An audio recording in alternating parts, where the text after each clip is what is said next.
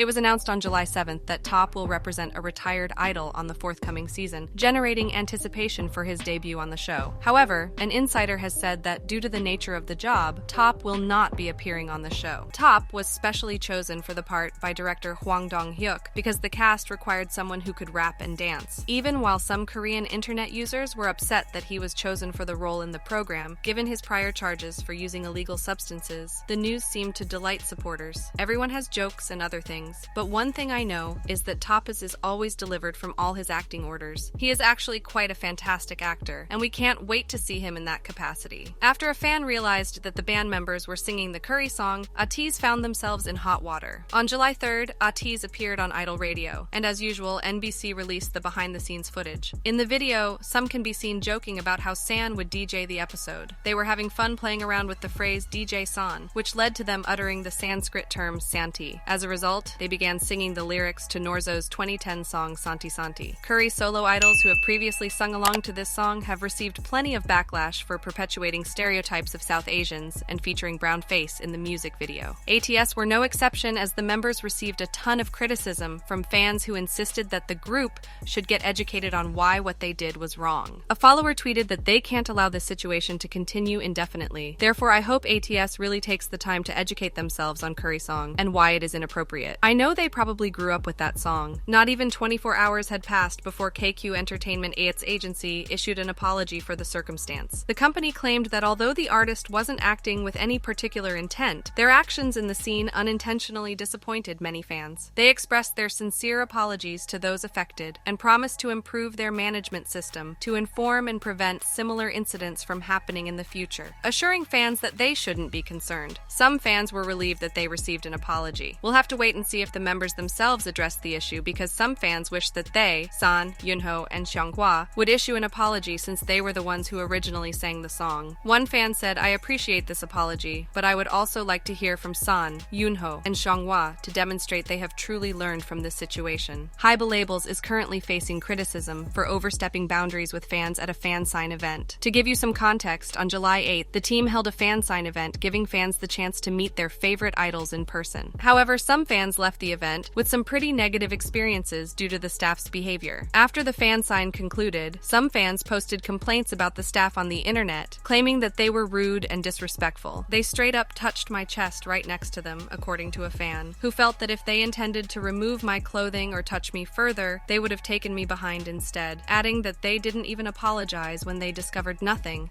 and simply instructed the fan to go. Fans said that the crew was inspecting undergarments because they were concerned that visitors would have tried to sneakily bring Apple Watches or other technological devices to the fan sign in order to capture the entire event. Even if that were the case, it wouldn't justify the staff harassing the attendees because, as one fan put it, if they were so afraid of being photographed, they wouldn't have held a sign of support in the first place. But things got worse when another fan shared their account, claiming that a staff member touched her chest and asked if it was a watch before leading them into a small area and ordering them to lift their shirts. The fan complied with the order. The fan believes this was a violation of their human rights, and they are not far from the truth. Additionally, other fans were perplexed by the rules prohibiting them from bringing fan signing goods with feminine designs. But while doing so, someone opened the door and witnessed the situation, causing great embarrassment. Making matters worse, the fans also said that they were subjected to physical searches while in close proximity to the band. Internet users and followers were outraged by the incident and urged the fans to sue the corporation. They were also outraged that the fans had paid so much money to meet their beloved hero. Instead, they were made to feel completely worthless and humiliated in front of them. While it is acceptable to check pockets and bags, touching fans without their permission, especially when the majority of them appear to be minors, is absolutely unpleasant. On July 9th, the event's organizer, her store, apologized. They promised to introduce a non-contact method for security purposes so the fans can feel more at ease, and they apologized to the fans and stated that it was prohibited to bring filming equipment at the fan sign, yet many fans had concealed electronic equipment on their bodies. Despite making sure that everyone knew that the body search was carried out by a female security guard, they still claimed that this wasn't a good enough reason to inconvenience the fans who were present. If you thought the 50-50 saga was over, think again. The members' current and former label mates have already begun taking sides. On the one hand, a singer who was once managed by Young Hong-jun has expressed support for the group and criticized CEO Gil Hakmi, who was previously employed employed by Oscar Entertainment and was supervised by Jung. On July 8th, Hongjun shared an Instagram story in favor of the girls. She later removed the post. Though some fans argued that the girls didn't have much direct contact with the CEO, she wrote, "But feel bad for those girls. I understand how they feel because I wanted to do the same for people who haven't dealt with him directly and won't ever know." She didn't say specifically who she was referring to. Nevertheless, it doesn't take a genius to put the pieces together. Consequently, we cannot say that the members actually interacted with him. Netizens also stated that the CEO treated the girls exceptionally well, claiming that they received a large dorm in a posh area, a perk that none of the big three idols receive. In addition, the girls received designer clothing, classes on topics that would increase their popularity, and even costly music videos. Even though Gil Hakmi showed support for the group, Kim Min-hee only praise for the CEO could be heard from him. A 2014 member of the female group Lush, Kim Min-hee was a fellow idol with Oscar Entertainment. In a lengthy Instagram story, she defended the CEO, claiming that she and the other group members received top-notch care and compensation, despite the fact that they didn't earn much money. She also claimed that the CEO insisted they learn Mandarin and pursued acting and dancing, and that she consistently believed in and supported the CEO. The group Kim Min-hee said that in order to protect the members, he took on the negative aspects of the industry. She described the CEO as a wonderful man and a father figure to them, adding that just a few days ago, he texted one of the members. He said, "It was so good to see me living a good life. I hope things get resolved and he receives the rewards he deserves." Kim Min-hee said that she is more than eager to hear from the members of 50/50 about their troubles, but is generally furious that they are betraying the organization after treating the members so nicely. While the international fans are saying that the CEO is engaging in some crazy media play here, given that everyone is talking up the CEO all of a sudden, another story about how CEO John Hongjun was the person who exposed the truth of Sharp's mistreatment scandal came out. While the Korean netizens are completely on the CEO side, feeling bad that he invested so much on the group only for him to be treated like this. However, it later emerged that he had no bearing on the plot at all. The CEO has a history of abusing various organizations, so it wouldn't be unreasonable for supporters of 50/50 to assume that he similarly abused the group. What are your thoughts? Now for some very fantastic news. BLACKPINK's on July 8, Lisa was allegedly seen dining at a posh restaurant in Paris. The paparazzi didn't hesitate to take pictures and videos, but her companion sparked a lot of controversy because she seemed to be very comfortable in their presence. Speculation among fans and observers is that the person in the pink shirt in the video is none other than Frédéric Arnault, the son of the LVMH group, and that the person in the blue shirt is his friend Gaston. She allegedly had a date with Frédéric Arnault, and their pal was only an observer. What's more unbelievable is that Frédéric Arnault is one of the wealthiest people in the world, or he will be by 2023, according to estimates of his family's current net worth, which is estimated to be approximately $220 billion.